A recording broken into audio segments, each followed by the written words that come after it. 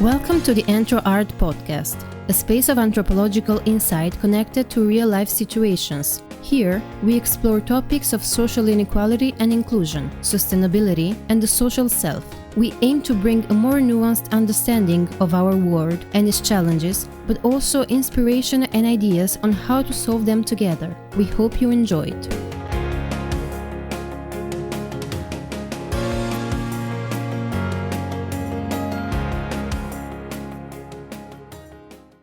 Managing labor hands: the lived experiences of Romanian migrants in the Dutch agri-food sector.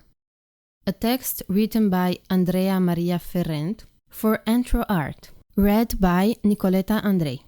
While the Dutch agricultural sector is a key part of the country's economy and holds a leading position in agricultural export on the global market, this success story in terms of competitiveness and accumulation draws from the precarity of the flexible and cheap workforce from Central and Eastern European countries.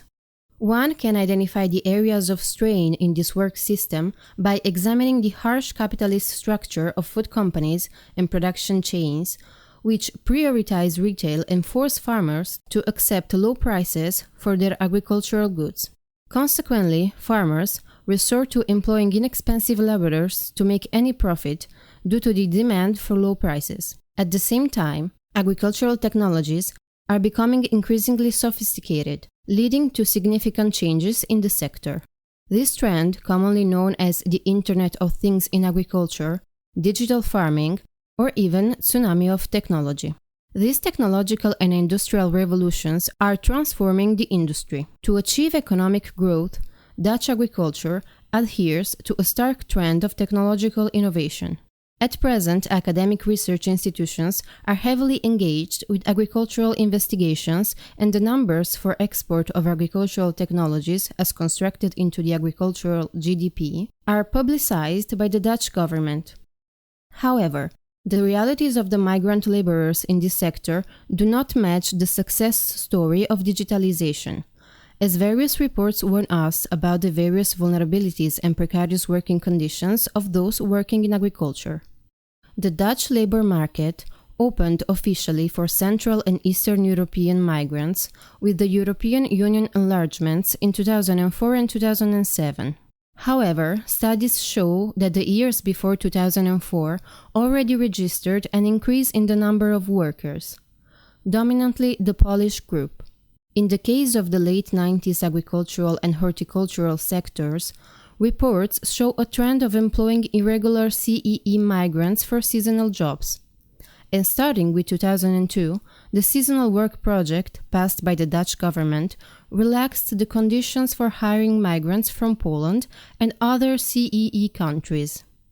As a result of a large number of Polish workers, particularly from the Polish-German border region, having a German passport and not requiring a work permit, the Polish group registered a number of 25,000 workers in the Dutch agricultural and horticultural sector at the beginning of 2004.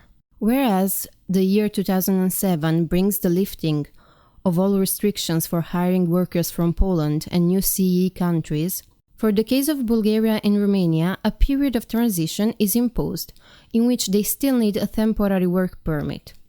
The restrictions were lifted for Romanians and Bulgarians in 2014, and the numbers of workers from these countries started to increase more sharply. In 2017, the Central and Eastern European migrants represented a third of the immigrating population, with around 5,000 more people from Poland at the beginning of 2018 and some 5,000 more from Romania, Bulgaria, and other Eastern European countries, and the highest percentage of them hired in the agricultural sector. In 2019, migrants with a Polish background remain the largest group, but there is also an important increase in the number of Romanian migrants. The increase in the share of Central Eastern European migrant workers in the Dutch agri-food sector was paralleled by governmental reports or trade union responses regarding the exploitation of migrant CE workers.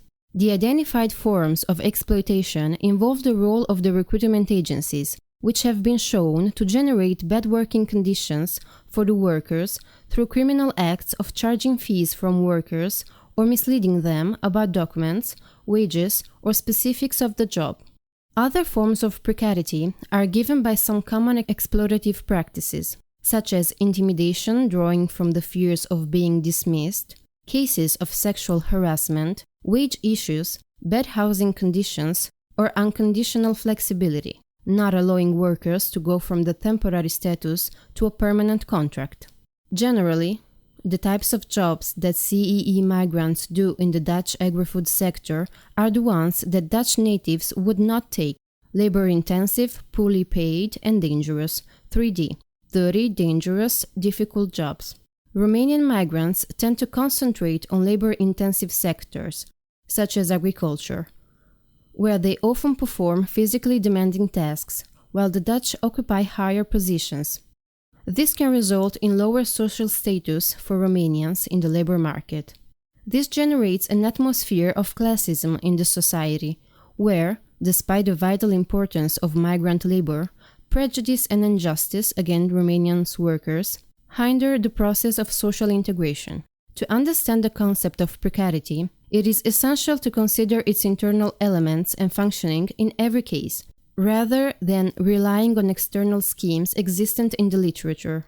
Although there is a general understanding of precarity, it still requires explanation in each individual case. Furthermore, thinking about migration in the same way, we must consider it as a spectrum. So, between human trafficking and good migration, variances and specific situations need to be separated. Far from a black and white situation, the findings reflect a continuum of dependency and precarity mechanisms that increase dependency on employers, such as mediation, housing, job contracts, or social integration. All the above constitute factors that can further impact the way in which technology influences the workers by revealing an already precarious position, harsh conditions, and overall fragmentation of workers, as will be shown below. For the dimension of precarity, the qualitative interviews I have done during 2019-2020 with migrant workers, agencies, and growers follow closely the same situations already visible in the literature. The statements of the workers signal exploitative ways of the recruiting agencies that straighten the argument that they are generative of bad working conditions. We lived 10 persons in a house with 3 rooms. November 2019, interview, male respondent, 22. The interviews showcase recruiting agencies charging very high fees for housing and traveling costs or through questionable parts of the contracts. In most cases, the contracts were not translated into Romanian, and in some cases, people received them only in digital form. During a November 2019 interview, a 27-year-old male respondent shared that they were instructed to wait 3 months before completing necessary paperwork. As a result, they had to keep their garbage in the basement, since they did not have the required card to have it collected. This was due to not having the necessary documents. More so, one case showed a recruitment agency charging a part of the daily salary of the workers through means of intimidation and threats of losing their jobs. This was not charged as a penalty, but more in the form of payment for mediation. Another element is the mystification played by the same middleman about salaries, legal documents, contracts, working conditions, and the attributes of the job. The respondents stress the abuses by the recruitment agents and the ambiguous role they entail.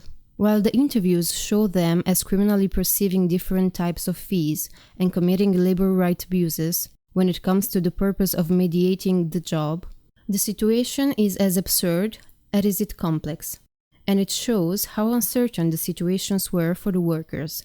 Workers talk about arriving in the Netherlands and not being able to reach the person responsible for the housing. The interviews show cases of temporary homelessness or having to reach other Romanian migrants through internet platforms. Being told only the address of the greenhouse with no further information and having to walk kilometers to get there. Or cases of being threatened and even placed in dangerous situations by the same agents. As the workers put it, there might be some good agencies.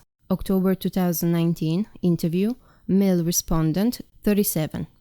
But since the number is high and increasing, there is always the factor of uncertainty when looking for one. As a result of similar practices, Romanians have created a Facebook group called Missing Persons in the Netherlands, where, deriving from my observations, a lot of more similar stories have been posted. Next to the statements regarding housing and documentation, there are also abuses regarding the workplace, such as the following response. One time, they sprayed something for the plants, and I don't speak English, so I didn't understand what they said. But it was chlorine, and I was sick for the next days. November 2019, interview, male responded, 27. Regarding collective actions taken against these abuses, the respondents indicated a Facebook group with the purpose of unmasking the agencies that commit abuses and informing the migrants about the ones that are trustworthy. For a future analysis, an intensive examination of these types of online groups might prove to be fruitful in further understanding the role of labor agencies as intermediary actors in gray zones of the economy. The respondents stressed the fact that when they tried to protest abuses, they did not know where to find help or it was difficult for them to organize with the others. Migrants stressed that the conditions are so bad that they cannot conceive that a syndicate could help them in any way. Another important part of the data collected is given by the vulnerability of workers. The particularities of this vulnerability reside, first in the temporary character of the jobs related to the seasonal production cycles, and second, in the state's inefficiency in offering protection to migrants and overseeing this process. The intersection of vulnerability and precarity creates unfair labor practices that call into question labor rights and assumptions of the modern economy, which predicate equal rights for every person. Workers talk about heinous housing conditions, such as living in trailers, camping tents, sharing rooms between 5 or more persons, or being left without a place to stay because of the need to change agencies or due to the lack of answers from responsible agents upon the workers' arrival in the country. There is an important link between housing and work because when someone goes home and the living conditions are terrible, then work also becomes unbearable. At the same time, bringing into the discussion a lot the living situation can also mean they cannot mobilize in any way at work. In most cases, the workers have housing that is dependent on their work, and the same labor agency provides work and housing together. Therefore, any discussion on the effects of technological change on workers need to take into consideration issues of precarity and realities that structurally hinder the process of collective organizing at the workplace. A socio-economic take on precarity, then, in this context, show a structural effect of stagnation of the Romanian migrants in the sphere of 3D, demanding, dangerous, and dirty jobs, due to a constant devaluation of the contracts and the social relations implied in production.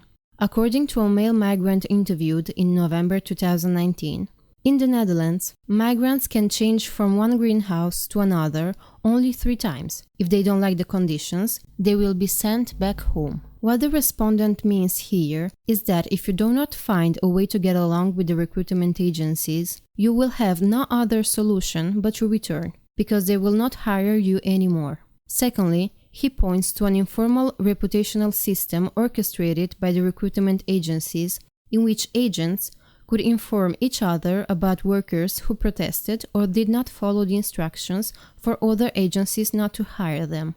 Therefore, the already inferior places they inhabit in the market together with the lower status might be a key to understanding the mischance the migrants have to fully integrate socially. The aspect of being spatially separated by cities and sometimes working colleagues can also be told in the story of integration.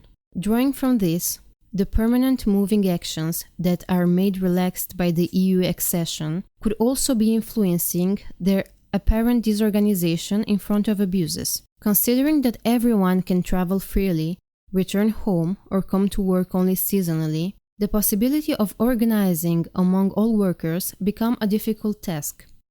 Given the increasing numbers of migrants and the problems in enforcing regulations regarding their circumstances, the problem of wages also appears as a recurrent issue. One example of a regulation that in some cases is not monitored and enforced is the obligation to provide a minimum wage.